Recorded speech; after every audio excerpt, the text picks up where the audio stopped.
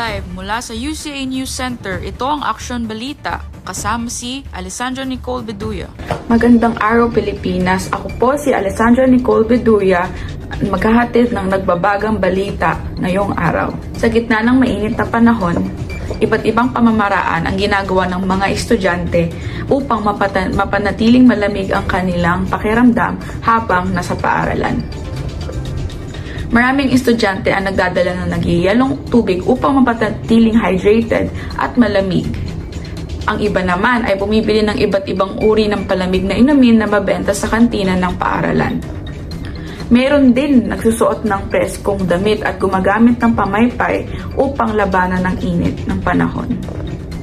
Pinapayuhan ng lahat na ugaliing uminom ng tubig at iwasan ng labis na pagkakalantad sa araw upang maiwasan ng heat-related illness tulad ng heat stroke. Ako po muli si Alessandra Nicole Beduya para sa Aksyong Balita. Magbabalik ang Aksyong Balita makalipas ang ilang oras. Maraming salamat po.